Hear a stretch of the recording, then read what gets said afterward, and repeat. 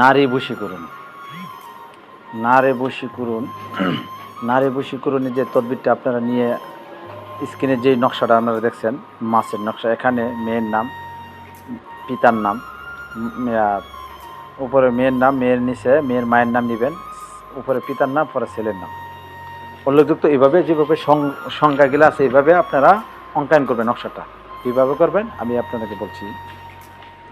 শনি হতে মঙ্গলবার, যে কোনো শনি হতে মঙ্গলবারে রাত 11টার পর আপনার নকশাটা অঙ্কন করবেন। হ্যাঁ, একটা সাদা কাগজও মেশক, জাফরান, কুমকুম, গুছানা এবং 3টা জিনিস দিয়ে একটা কালি তৈরি করবেন। অথবা ওই ব্যক্তির, ওই নারীর পরনের জামা হোক, যেটি হোক, এটার পুইরা ছাই বানায় ওই ছাইর সাথে, ওই কালির সাথে কালিটা তৈরি করবেন। করার পর আপনারা করবেন কি, যে কোনো আপনারা মাছ, শিং মাছ না, আপনারা হয়তো আপনার শৈল মাছ বা কাতলা মাছ, এটা কাতলা মাছের কাতলা মাছের দিতে হবে। কাতলা মাছ পাবেন না, তবে আপনারা শৈল মাছটা কিনবেন।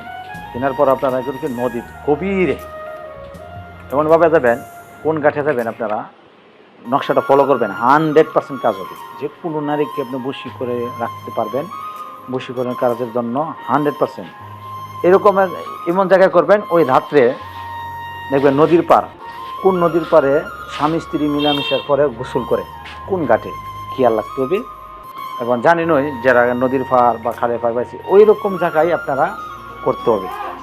হ্যাঁ, ওই জায়গা, যে জায়গাতে স্বামী স্ত্রী মিলামিশা করে ওই নদীর ঘাটে যে গোসল করে আসছে, ওই টাইমে ওই পানির মধ্যে থাকিয়া নাভি পর্যন্ত নদীর মাঝখানে গভীরে মাছটা ছেড়ে দিবেন। আল্লাহর কসম, আপনারা যদি সত্যিকারী নারীকে বশ করে আপনার খারাপ কাজ না থাকে, এটা কাজ মিস হবে না।